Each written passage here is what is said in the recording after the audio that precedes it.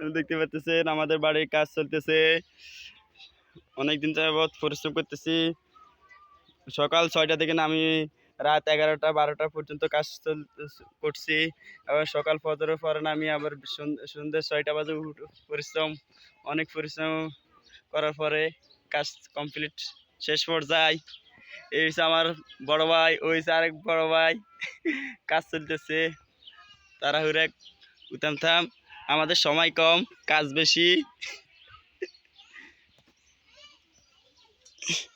সবাই দোয়া করবেন যেন অতি দ্রুত কাজ কমপ্লিট হয়ে যায়, আমাদের বাড়ির কাজ সম্পূর্ণ হয়ে যায়।